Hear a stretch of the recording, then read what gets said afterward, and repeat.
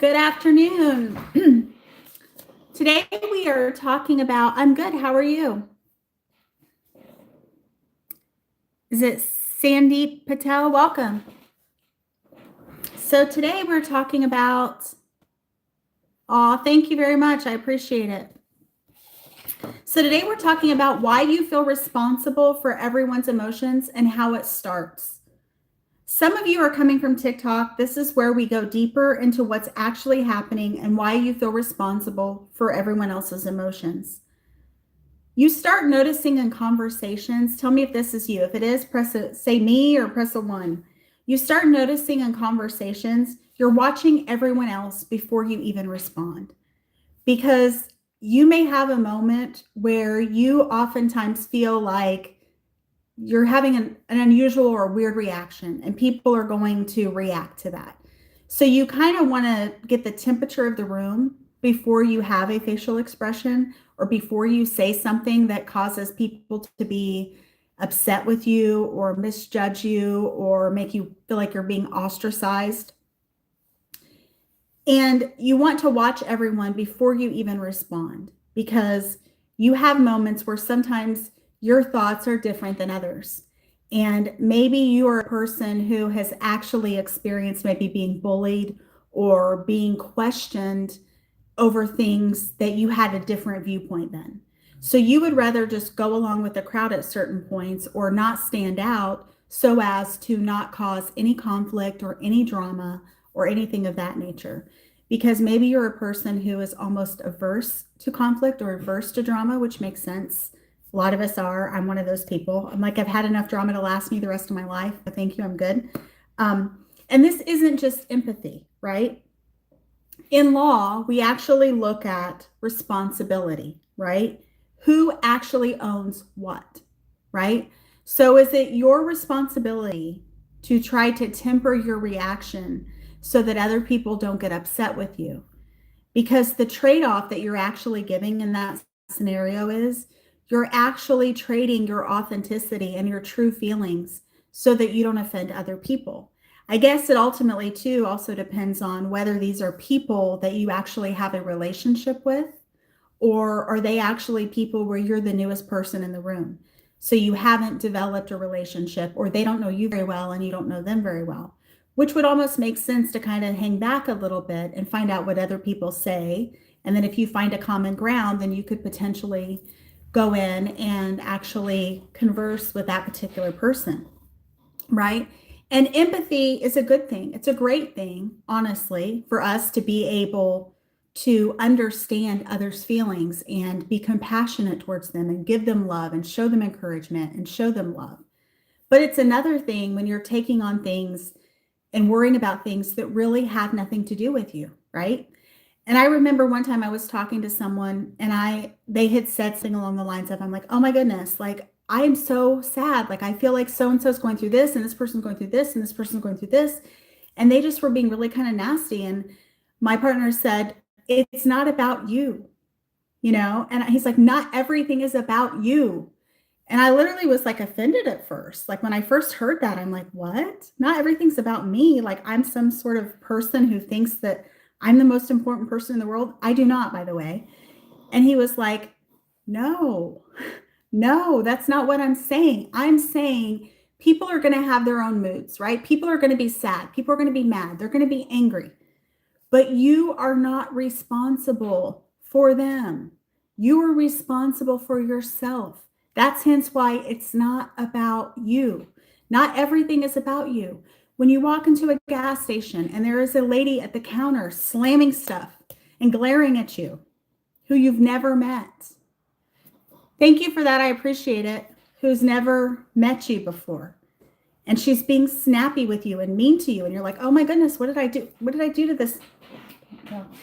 What did I do to this lady? Like, why is she so mad at me? Like, I'm not understanding. It's like, so literally thinking about that, sometimes I'm like, I am not responsible for everyone in the world. I don't want to be responsible for everyone in the world. Maybe she's having a bad day that had nothing to do with me. Maybe her and her boyfriend were fighting. I don't know. And you start thinking like that. I think a lot of us feel responsible when people are sad. We want to make them feel better. at me? Like, what did I do? Like, how can I make this better? Because there are people that generally want people to be happy, but oftentimes others' happiness does not depend on us. We have to realize that things happen to people that we have no control over. We can give them a smile. We can be polite to them, especially if they're frustrated. We can give them compassion, but ultimately we do not have to fix everyone. And oftentimes that comes from a place in childhood where we had an unreliable caretaker, a person who was prone to bad moods, a person who was struggling. And as children, we didn't fully understand how to help them. We didn't understand what needed to be done, but we learned something instinctually. We learned that their facial expressions, that their tone of voice, how heavy they walked, all gave us cues on how we should behave and how we should act. And that ultimately we used that information to keep ourselves safe. Mom's having a bad day today. I can't cause any trouble today. I got to help her. I got to calm her down.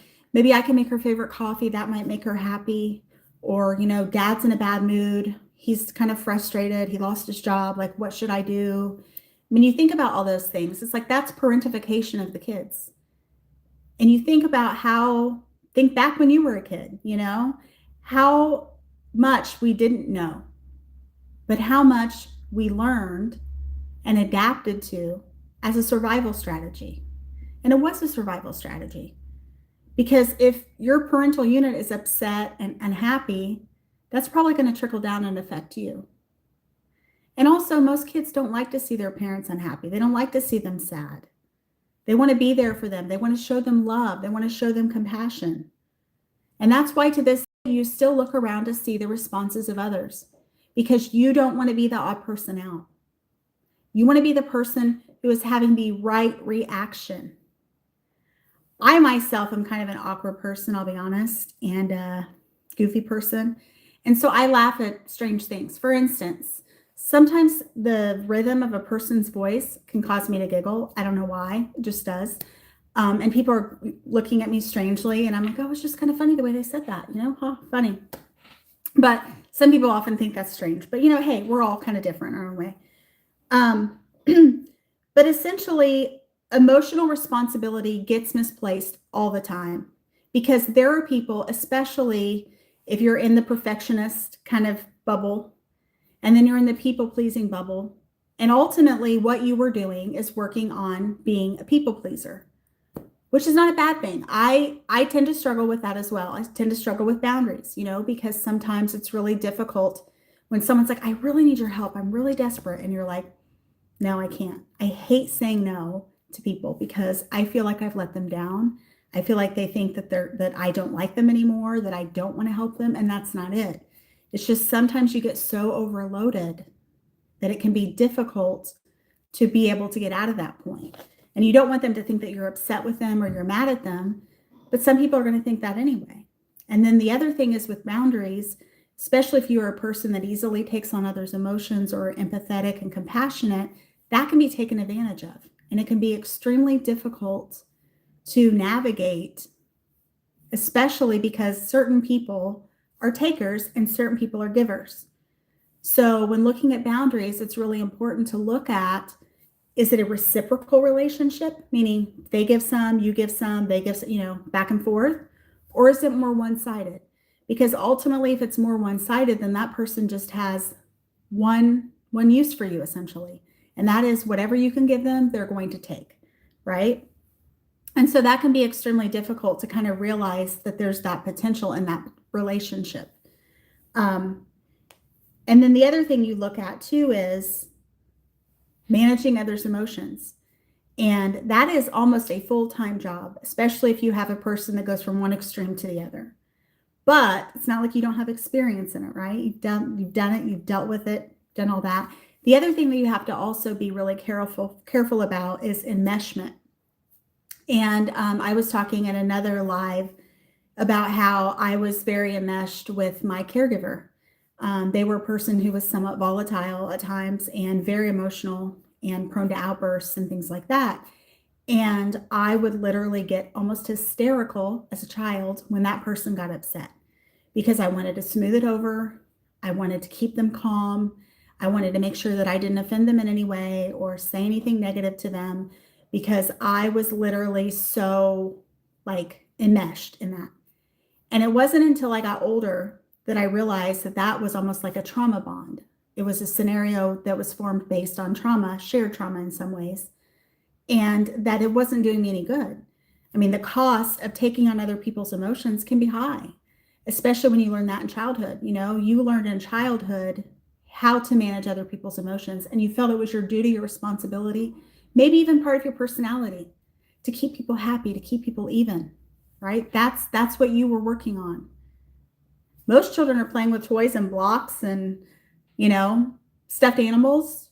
You were reading a room before you could even read or before you could even speak, right? And so that can be something that you look at and you're like, you know, yes, I do have these skills. I can read lips because I had to learn to read lips because oftentimes the things that needed to be said could not be said out loud or it could cause a potential conflict. So I learned to read lips. I learned to, again, manage emotions. I learned to be agreeable, not to cause too much trouble. And if you guys are interested in family roles, I do a lot of like a deep dive into family roles on my YouTube channel, Recovering Perfectionist Mama. So if you guys are interested in that, feel free to check that out as well. And so essentially with that is also the idea that, you know, you had to grow up way too fast. So that was the cost of the skills that you obtained, cost to your childhood. Now, are they effective skills? Are they skills that you still use to this day? Yes, they are, right? And you probably will always use them. In a way, that's an advantage, but in a way, it's also a negative, you know, because it can be hard, it can be difficult to deal with. And emotional responsibility gets misplaced all the time, right? We take on things that aren't ours. Just like, you know, in my example, where it's like, it's not always about you.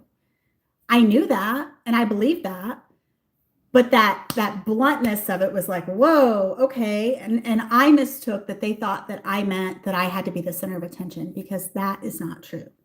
And so ultimately, sometimes we have to carry others, and that can be extremely difficult, but it has to be something that we know fully what we're getting into because it's a lot. It's involved and it's difficult, and it can be extremely difficult to manage and to go through that.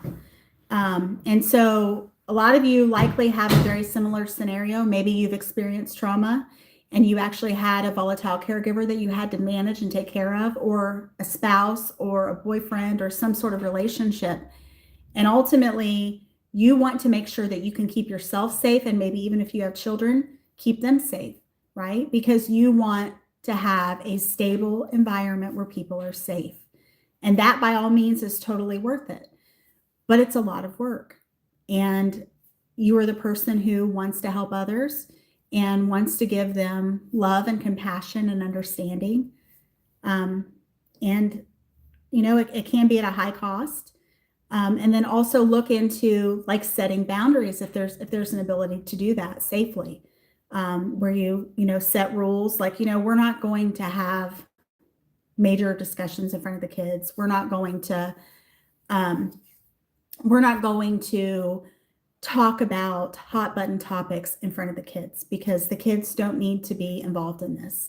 I know what it's like when kids are involved in things that they really are well above their heads. It forces them to grow up early. It forces them to feel responsible for us, you know, especially if someone's losing a job or there's somebody who's really sick with a terminal illness. I mean, things like this you really don't want to go into with kids. And so in law, we actually look at responsibility. Who owns what? And ultimately, your emotions share responsibility. It's nice to have someone help, but that person cannot take on the entire load. You at some point have to be responsible for yourself. I'm talking about the caregiver who you learn to model emotions and learn to deal with here. that person should have known that as a child, you weren't responsible for their emotions. You weren't responsible for things that went on with their lives. But ultimately, a lot of parents do lean on their children more than they probably should. They've had a bad day, they're losing their job, any number of things can essentially cause that child to deal with topics that have nothing to do with them or well beyond their breadth of understanding and their experience level. Not only that, but I mean, the high cost of that is stress, issues at school potentially just because they're so overwhelmed, lack of sleep, anxiety, depression potentially. And I think a lot of us know that, we dealt with some pretty heavy things. They weren't fun to deal with, but we dealt with them because we felt like we had to. We felt like we were the responsible one because sometimes parents don't take on their own responsibilities. They share those. For instance, going school shopping, your parent may be the one like, oh my gosh, I'm so sick. I just spent all this money. Like, how am I going to recover this? And then you realize, oh my goodness, like we're having these issues. Like, what should I do? What can I do? How can I help them? And to this day, that was one of my caregivers. To this day, when I go shopping, it doesn't matter what I spend. If I spend like $20, $30, I have the moment like, oh gosh, I just feel so guilty about that. And I think it's interesting how certain things that our family does kind of comes back on us. You know what I'm saying? Like we experience that same feeling because we saw it modeled over and over and over again. And it was almost like it became a normal, rational reaction to have after you go to the store and you buy something and then you get sick again. You get that stomach sickness, like, oh my gosh, I feel so sick. And I still have that to this day. It's so bizarre. I don't need to have that, but I do. And I don't know, it's kind of interesting how things pass on. But I think it also goes to the responsibility aspect of it. And I remember saying, what, we can just take everything back. Like, that's fine. Like, I don't need all this stuff. And it's like, no, I bought this. We're going to do it. It's going to be fine. And I was like, but you said you were sick. You said you were sad, and then I'd be the, oh, I don't need that. I don't need that. I don't need that. Again, me being the adult to try to help my adult, and I think a lot of us did that growing up. I think a lot of us actually were the parent in the scenario, trying to talk people through what was good, what was going on, what should happen, right? Can be really, really difficult to deal with things like that. And so you were trained to manage emotions that were never yours to carry. Let's talk about the language shift real quick. Starts to sound like, I understand how you feel, but I'm not responsible for fixing it. And I think that that is a really good thing or a mantra to potentially use for yourself. Because just because you have the heart, just because you have the capacity, doesn't mean that you're required to fix everything for everyone. I'm also going on Instagram Live here in a few minutes around 1 p.m. Eastern if you want a more conversational version. And it is BuffyStar_fashions on Instagram. And if this is your experience, follow. This is what I talk about here on YouTube. I do have a lot of podcasts, over like 700 plus, I think. So if you're interested in that, feel free to check that out. And I just want to say thank you to all of you from the bottom of my heart for your support. And I hope that you'll come back and see me again. I go live on TikTok Live at noon Eastern every day. I go live here on YouTube Live at 12:30 Eastern every day. And I go live on Instagram Live at 1 p.m. Eastern every day. Well, thank you very much, Sarah. I appreciate it. Welcome. So I am getting ready to sign off. I'm going to go live on Instagram Live here, BuffyStar_fashions. And hopefully you all, if you're interested, feel free to join me. Have a great day, and I hope to see you all soon. Thank you so much. Bye-bye.